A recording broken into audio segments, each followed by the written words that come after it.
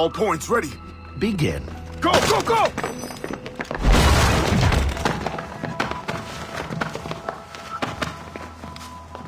Who are you?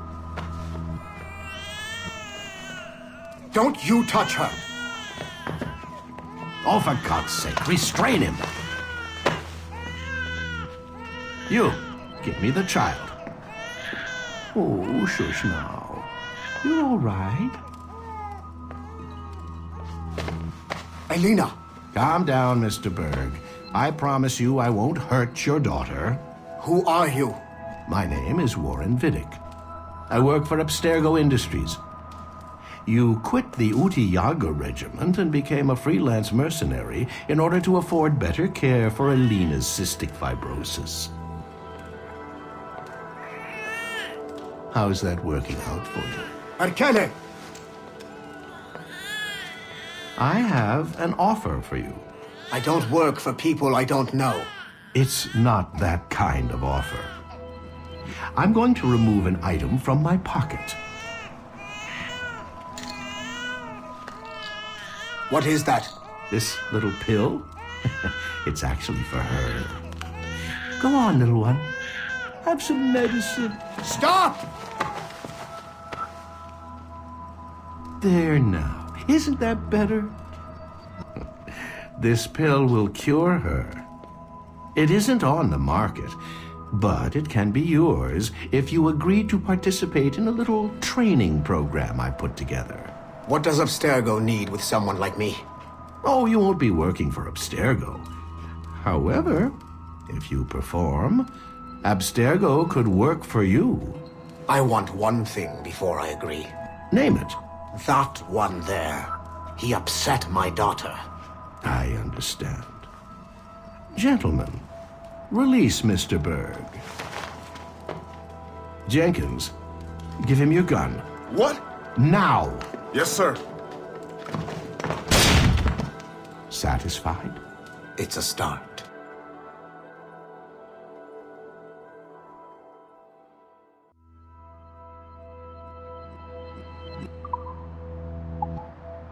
Otto Berg, the big star of the anime training program. Show me what you've got, you arrogant prick. If you insist, Master Cross.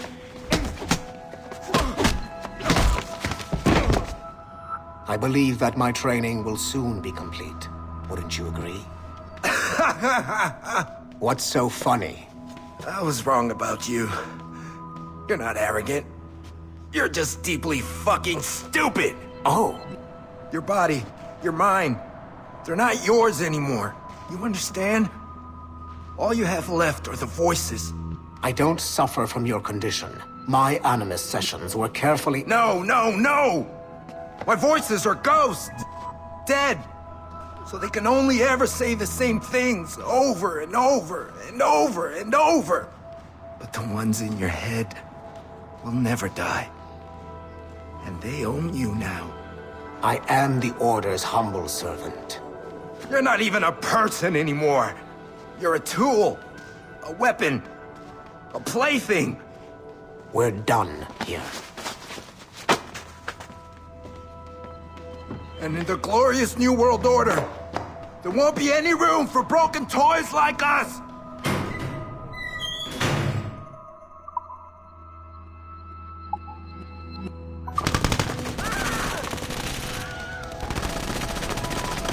The kill box is live. Sorkin's picking off the stragglers as they escape.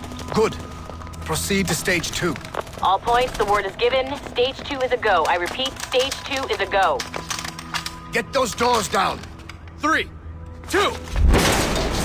Adriano Maestranzi, I have come for you. What's he holding? Vittoria agli assassini. Bomb! Berg! Sigma team? Anyone, do you copy?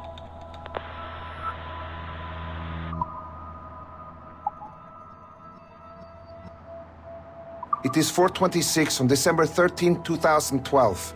Debriefing of Sigma Team's Cairo operation. Debriefing conducted by Abstergo psychiatrist Tibor Hashek, Level 7, and Director of Operations Letitia England, Level 9.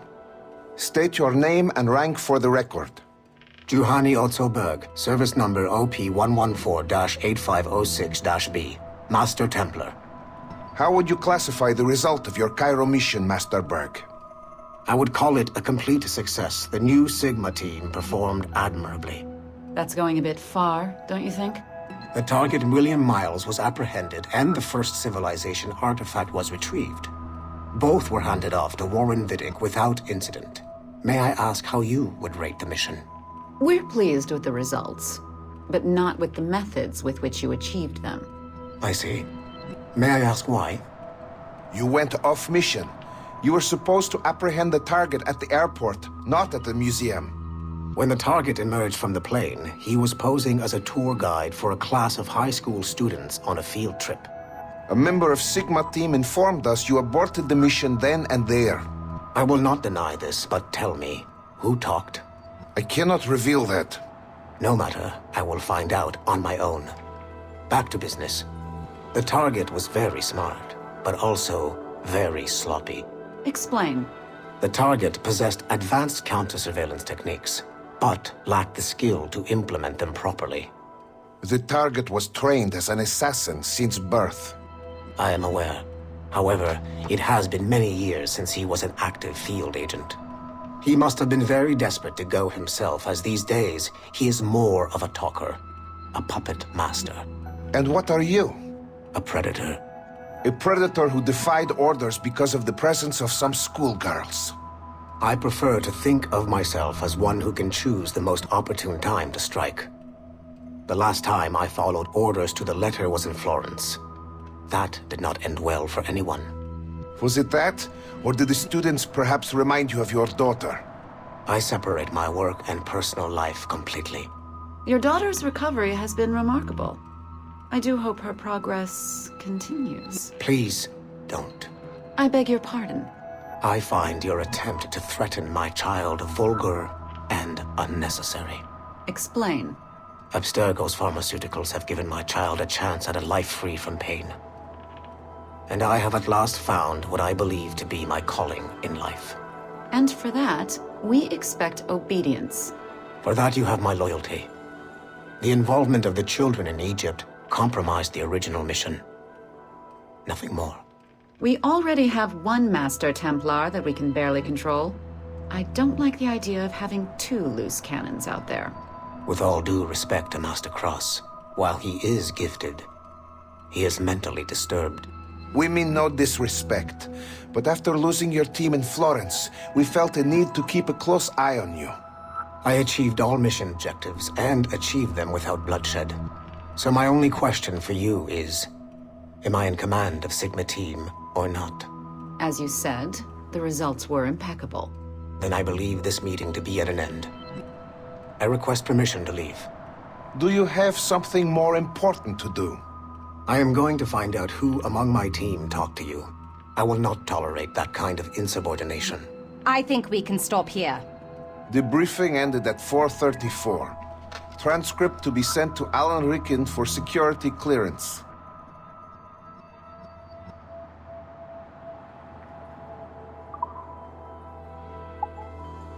Okay. The numbskull is in another Animus session, and I've required caffeine. All is right with the world. Good. This isn't really your kind of mission, is it, boss? Every mission is important in its own way. Still, I bet you'd rather be out with the rest of the team, hunting Sean Hastings or something. Wouldn't you? Hell yeah. I want a front row seat for that show. Any word from Sorkin? He's scheduled to update me in 43 minutes. Good. Can I ask you something? Of course. What's it like, using an Animus?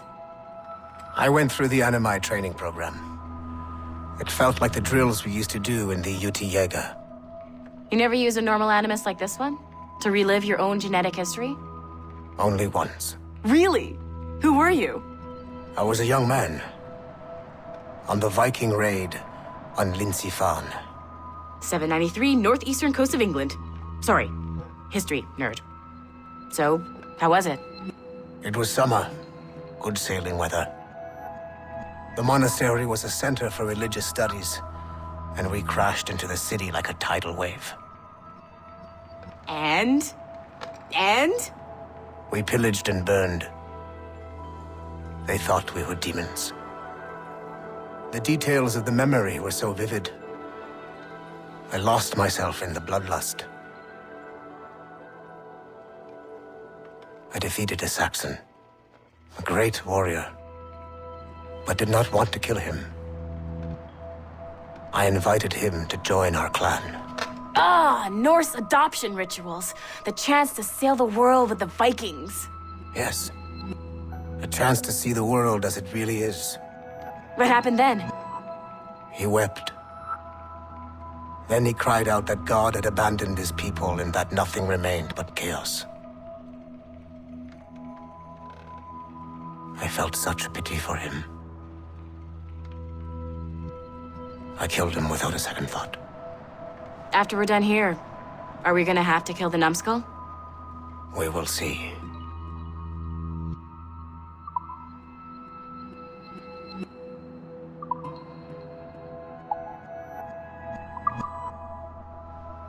Following the Great Purge of 2000, William Myles became the de facto leader of the Assassins. A cunning and ruthless strategist, he trained several agents who infiltrated Abstergo, including Clay Kasmeric and Lucy Stillman. In late 2012, I captured William Myles in Cairo and delivered him to Warren Vidic in Rome. Myles' son, Desmond, attacked Abstergo, killed Vidic and Master Templar Daniel Cross. He fled to a First Civilization temple in New York. On December 21st, Desmond Myles was killed inside the precursor structure. The grieving William Myles went underground and left the Brotherhood in the hands of Gavin Banks. Banks led a small team across the globe, attempting to rebuild assassin cells. We have confirmed sightings in Kyoto, Moscow, and Paris.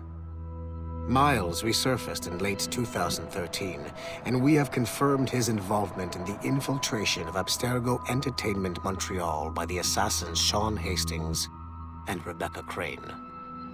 Both Myles and Banks remain at large.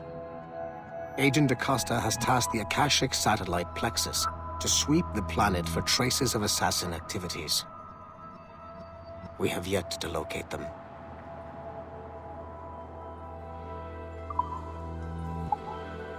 Sean Hastings was a university professor whose hobby was leaking Abstergo secrets. He was hours away from being killed by Abstergo when he was saved by Rebecca Crane, an assassin hacker. Since then, the pair have been inseparable, providing technical support for assassin field agents. Hastings and Crane infiltrated Abstergo Entertainment Montreal in late 2013, and were responsible for the theft of classified information. It is unclear if they planted the virus currently affecting the Helix servers, or if they merely left the door open for other hackers to exploit. Rebecca Crane's skills are not to be underestimated. She created the Animus 2.0, an assassin version of Warren Vidic's original machine.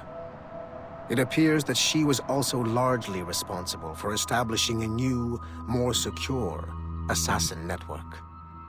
It would seem Crane and Hastings have been promoted within the Brotherhood.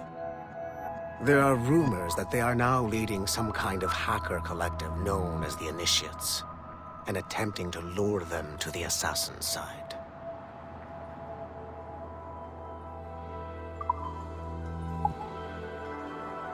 Details of Harlan T. Cunningham's life were difficult to acquire, as many traces of his identity before becoming an assassin were altered or erased by Gavin Banks. It is only thanks to Agent Acosta's remarkable skills that we are able to piece together this profile. Cunningham was outed as homosexual in high school, which unfortunately ruined a promising wrestling career. He left Texas as quickly as he could and fled to Europe. Cunningham was recruited by the Brotherhood in Florence, Italy, under the leadership of assassin veteran Adriano Maestranzi. Sigma Team attacked the Florence hideout in 2012, but Maestranzi detonated a bomb. 3 assassins were killed before the explosion, but Sigma Team was annihilated in the process. Cunningham and I were the only survivors. Cunningham was last sighted in Rotterdam, alongside Arend Schutt, a former mixed martial arts champion who also suffered a career backlash when he came out as homosexual. It is clear that Cunningham is mentoring Schutt in the ways of the Brotherhood. Although physically gifted and extremely dangerous, Schutt is a poor choice as an assassin. He is incapable of keeping a low profile and will compromise the Brotherhood despite himself. Recently, Cunningham stole a piece of Eden from an Abstergo facility in Rotterdam. During the operation, Schutt was charged to attack Abstergo employees throughout the city to draw attention away from his mentor.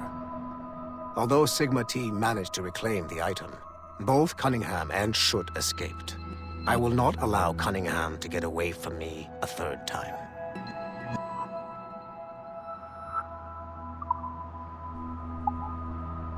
The first civilization entity known as Juno re-emerged from the Grand Temple in New York in December 2012. Although no longer a corporeal being, she exists as a kind of digital consciousness somewhere in the Abstergo cloud. To accomplish her goals in the real world, Juno uses two types of people. The first is another precursor consciousness that emerges in a human being at random. This person is commonly known as a sage. Juno also holds sway over a group of disciples called the Instruments of the First Will, who believe it is humanity's natural role to serve the first civilization. Abstergo is currently using the First Will as a cheap and hands-off way of acquiring pieces of Eden and other relics. However, I suspect that the reverse is also true, that they are using our resources to locate objects that will help them further their own goals.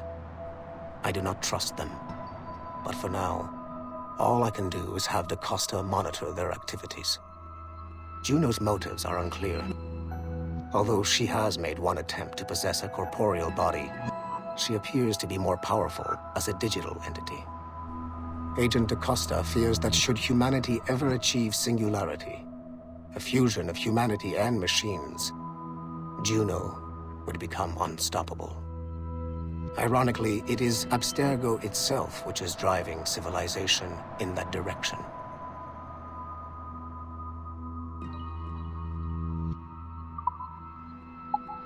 Given the nature of our current investigation, I have been looking at other assassins who, despite themselves, have helped the Templar cause.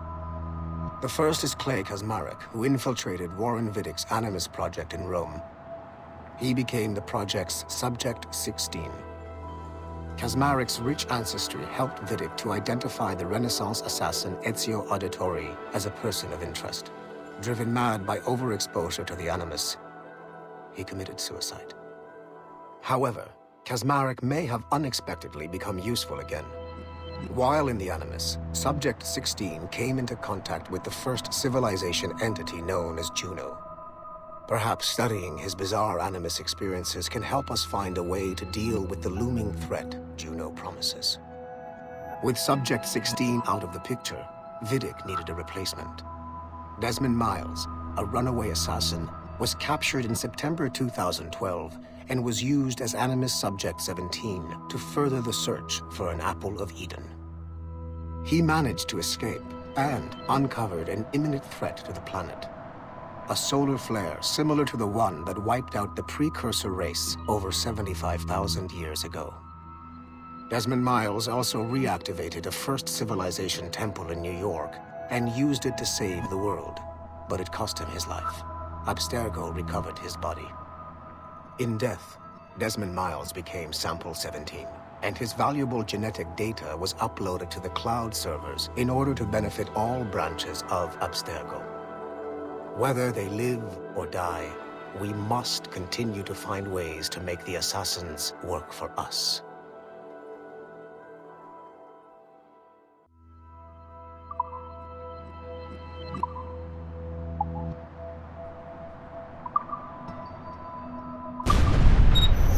The assassins would have you believe that Al-Mualim was a great mentor who became corrupted with greed, and that he schemed with the Templars to acquire an Apple of Eden. I see instead a shrewd and cunning leader, a man who used his best assassin, Altair ibn Lahad, to eliminate his conspirators in order to keep the apple for himself, so that he could use it to enforce world peace. While it must be stated unequivocally that Al-Mualim was not a Templar, it is interesting to me that his vision of peace was more in line with Templar philosophy than assassin. In the past, both sides had the same goal, that of peace. Our only difference was how we chose to achieve it. Had Al-Mualim not been killed by Altair and allowed to carry out his plan, perhaps we would not be fighting now. It was only after Altair reformed the Brotherhood with its new ideals of free will that the conflict truly escalated and spread across the planet. For if the so-called wise man of the mountain can see things from our point of view, surely the same can be said for other assassins.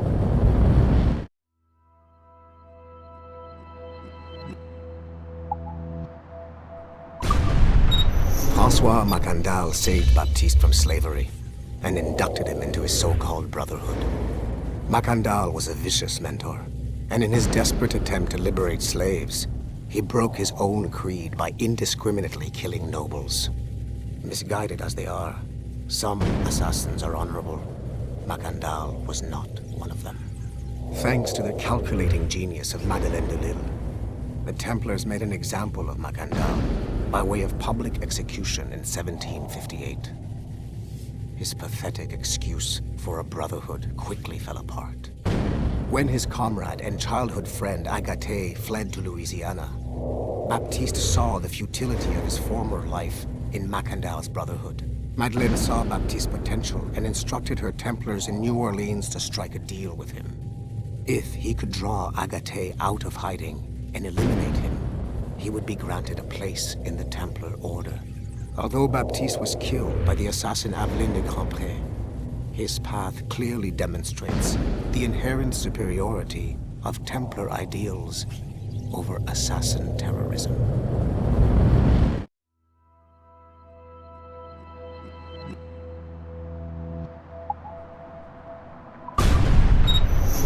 Duncan Walpole rose through the ranks to become a master assassin, but he was restricted by a brotherhood which chose to send him across the ocean to the West Indies, rather than find a way to nurture his potential.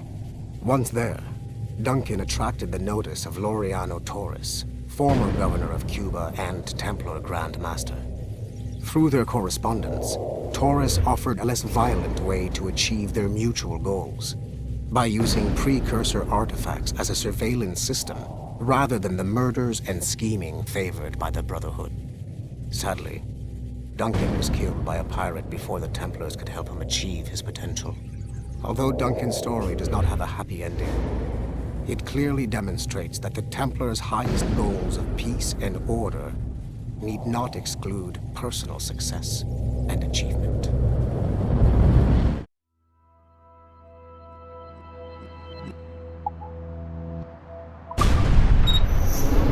Kenway remains a controversial figure for me. I have great respect for him. After all, he was the Grand Master of the Colonial Rite, charged with finding a precursor site. Haytham was cunning and ruthless, but he had a streak of emotional weakness that ultimately triggered his downfall. He lost his father when he was a child, and the British Grand Master Reginald Birch raised him to become a Templar Knight. Haytham eventually learned that his father, Edward, had been an assassin. That he chose to stay a Templar, rather than follow in his father's footsteps, indicates to me that he believed he was already on the right path. When Haytham discovered that Birch was the one who murdered his father, he and his sister killed him in revenge. I believe this was the beginning of his downfall. Templars kill for efficiency, not petty emotions. When he discovered that his son Connor was an assassin working against him in the colonies, the same emotional weakness stayed his blade. A pity Connor did not show him the same mercy.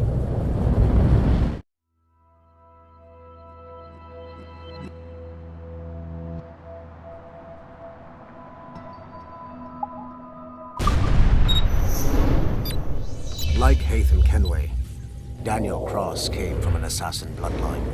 as the Orlov family had at least 2 generations who served the Brotherhood. Daniel Cross's history of drug addiction and animus-induced psychosis should not take away from his many accomplishments for the Templar cause.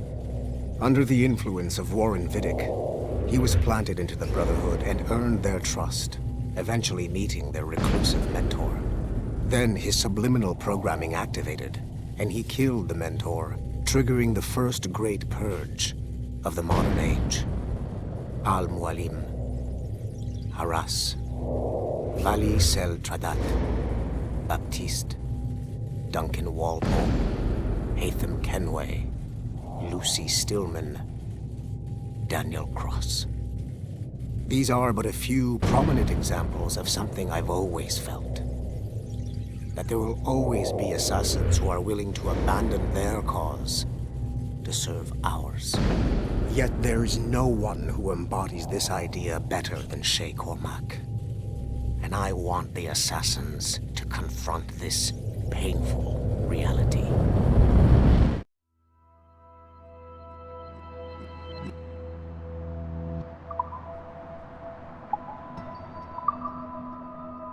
Speak.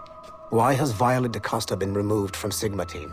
I'm reassigning our assets as I see fit to align with the goals of the Phoenix Project. The Phoenix Project? Sigma Team would be of more use hunting down the remaining assassins. Let Delta Team hunt precursor relics instead. Those relics are the key to sequencing First Civilization DNA. Accomplishing that goal will in turn make the assassins even less of a threat than they are now. Be that as it may, Agent DaCosta should not be wasted on something like Abstergo Entertainment. Last year's fiasco with the Sample 17 project showed me that Abstergo Entertainment is more than just a disposable subsidiary. It's the best resource we have to finding new pieces of Eden. It is a weak link that has been compromised by our enemies time and time again. All the more reason to have DaCosta secure their access to the cloud servers. We're confident that Melanie LeMay won't fuck it up, like Olivier Garneau. Bringing a civilian like that into our ranks is also unwise. Time will tell with Miss LeMay, but she handled the John Standish situation with an even hand. She helped us discover the existence of sages, and in doing so, has done more for Phoenix than you have, Mr. Berg. She also continues to ignore the presence of the instruments of the First Will within her operation. Those whack jobs are actually useful to us for now. They're a cheap source of relics we can exploit. If they become too much of a problem, we'll deal with them with the same efficiency we deal with the assassins. Giving the assassins time to regroup is a tactical mistake. We should strike them now while they are at their most vulnerable. We value your passion and expertise, Mr. Berg, and your concerns have been noted. Now pack your bags. You've got a busy year ahead of you.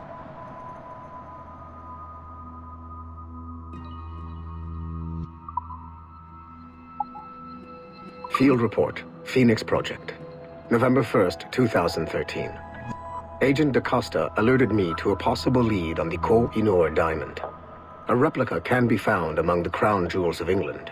However, the true diamond is a powerful piece of Eden and has been lost for centuries.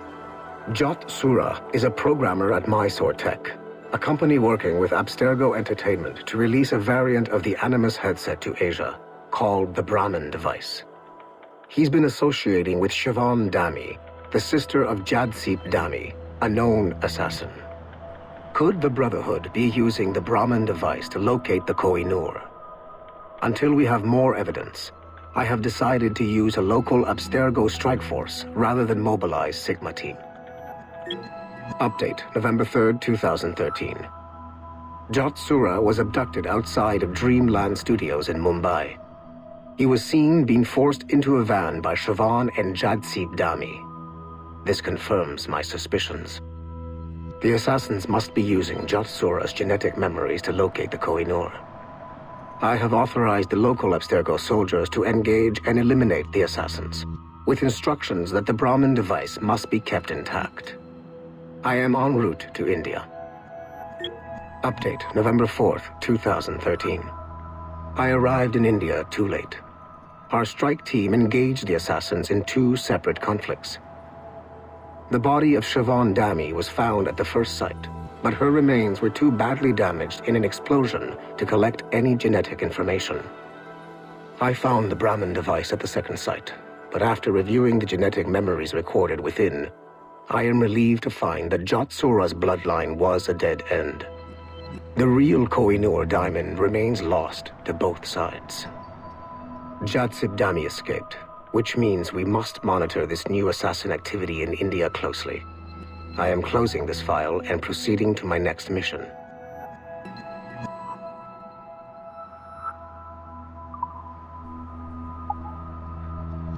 Hey, boss. Calling from Germany? Yes, I am in Essen, searching for an artifact called the Ankh of Isis. Can you tell me anything about it? Give me a minute to fire up my machines here. Okay. Not much. There's an obscure file from the data dump scanner that mentions it.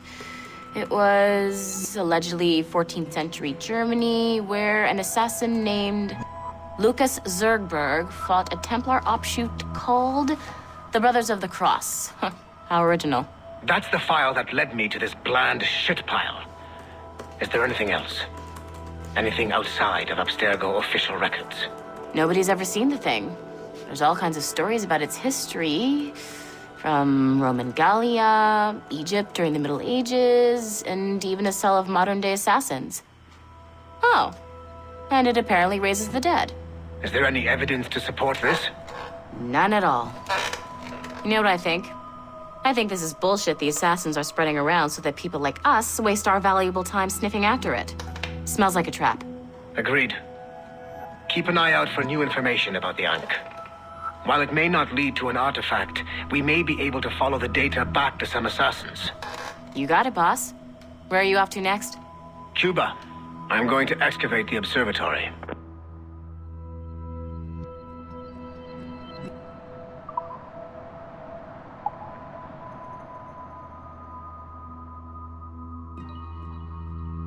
Do you care to explain what happened in Paris? Gavin Banks led a team of assassins to your laboratory and destroyed it. That lab was supposed to be completely off the grid. How did they find it? Banks is a known associate of Sean Hastings and Rebecca Crane, who have infiltrated Abstergo before. He is also not your typical assassin brawler. He follows information. They found a way to access your Helix servers. Nothing is off the grid anymore. That facility was dedicated to studying the sage we recovered from Montreal last year. If you had informed me of its existence, Sigma Team could have protected your interests. Did you engage Banks' team? Sorkin and I tracked them from Paris to La Rochelle, where their ship was waiting for them. We fought, but we were outnumbered. Sorkin was stabbed 7 times by an assassin we have identified as Galina Voronina. And you let them get away? Let's be very clear. I was trained to hunt and kill assassins. It was you who disbanded my team and sent me on a fool's errand across the surface of the Earth. I warned you this would happen. You know what? I can admit when I'm wrong. You have my permission to reform Sigma Team. I need DaCosta back. Impossible. She's still in Montreal. Unacceptable. I've apologized for my oversight, Berg, but don't push me. The fact is, we need to find new sages. Alvaro Grammatica tells me that Melanie LeMay has a few promising leads in Montreal. When will DaCosta be finished? She's ahead of schedule on security upgrades and firewalls, but Helix is a target for assassins, Erudito, and the First Civilization consciousness. So, there have been some setbacks. Is the building physically secure? There's security on site. Send me there. Oh? I thought you were too good to be wasted on such trivial matters. I wanted DaCosta back on my team, and if that building is a target, I need to make sure she's looked after. I will also improve their security in my own way. Very well, I'll start preparing the necessary documents. Like DaCosta, you'll be a consultant from Abstergo Industries, there to help bring them up to speed on some new policies. In the meantime, send some extra agents to Paris. I suspect there may still be assassins lurking there.